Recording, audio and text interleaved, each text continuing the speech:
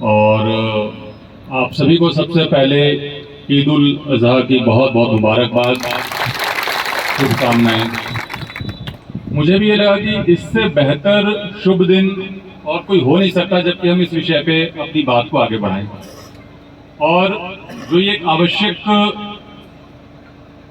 तौर पे जो कार्रवाई, जो यहाँ पे जो बात की एक आवश्यक बुराई है पुलिस, एक्चुअली पुलिस क्या है, एक अनुशासन बनाने का तरीका है, एक अनुशासन बनाने का तरीका है जिसकी जरूरत तब पड़ती है जबकि हम आत्मानुशासन छोड़ देते हैं, जब हम खुद के ऊपर नियंत्रण छोड़ देते हैं, जब हम खुद के अंदर की जो बुराइयां जिसे हमें खुद को काबू करनी चाहिए उस पर काबू करना छोड़ देते हैं। तो आवश्यकता पड़ती है एक ऐसी एजेंसी की जो कि आपको अनुशासित करे, और वही काम पुलिस करती है। उसकी आवश्यकता बिल्कुल नहीं पड़ेगी अगर हम लोग खुद अपने स्तर पे इस बात पे काबू करने की जो बुराइयां हैं उनसे हम दूर रहेंगे।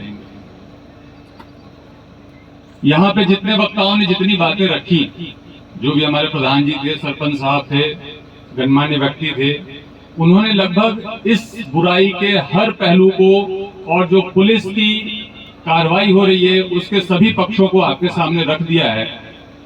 इतने विस्तार से रख दिया कि हम लोग के लिए कहने की कोई जरूरत बची नहीं है। अगर कायदे से देखो तो इतने अच्छे से आप इस बात को समझते हैं ऑलरेडी कि मैं उसमें कुछ समझाऊं इसकी जरूरत नहीं रह जाती है। आप खुद में इतने सक्षम हैं, आप खुद में इतने काबिल हैं कि आप समझते हैं कि आखिर ये जो पूरी चीज है ये किस तरीके से हमारे पूरे कौम को बर्बाद कर रही है। जब भी मैंने इसके पहले इस विषय पे बात किया तो मैंने यही कहा कि ये लड़ाई केवल साइबर ठगों और पुलिस के बीच की नहीं है। ये लड़ाई केवल साइबर ठगों और पुलिस के बीच की नहीं है, बल्कि ये लड़ाई है आपके भविष्य को बचाने की, हमारे मेवात के भविष्य को बचाने की लड़ाई है।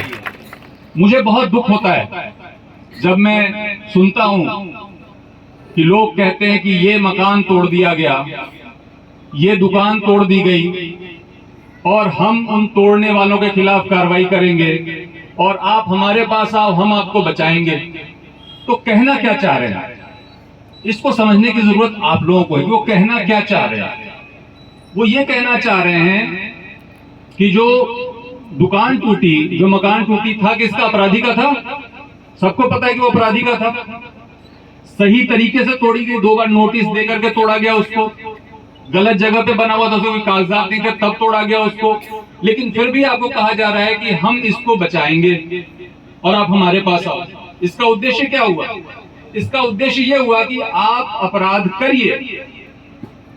इसका उद्देश्य ये हुआ कि आप अपराध करिए, आपके पिताजी भी अपराध करते रहे, उनका बेटा भी अपराध करे और आपकी आगे आने वाली नस्लें भी अपराध करें।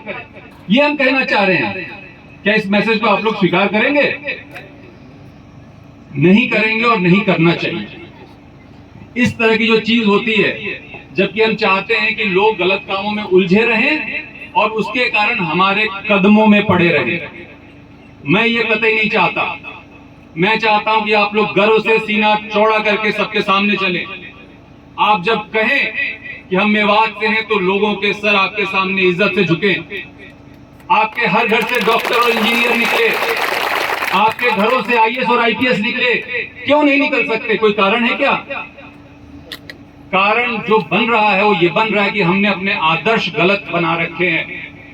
हमारे सामने अगर किसी की अवैध कमाई, अपराध की कमाई से करोड़ों रुपए के मकान बनेंगे, लग्जरी गाड़ियां चलेंगी, तो हमें वो अपना आदर्श दिखाई देगा।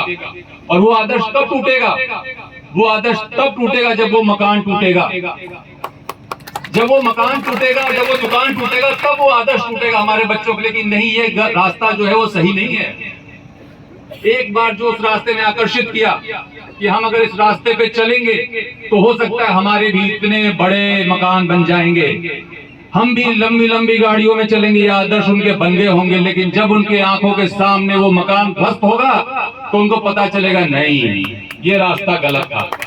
असली रास्ता धर्म का है, ईमान का है, ईमानदारी का है, जो बुजुर्गों ने बताया है, और हमें उसी रास्ते पे चलना है।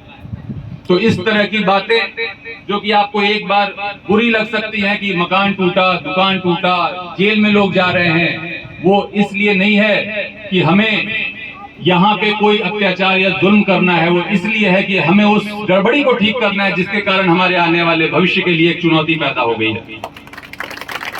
मैं सच कहूं तो मुझे आपके बीच में आकर बहुत अच्छा लगता है, अपने घर जैसा लगता है, बहुत अपनापन लगता है।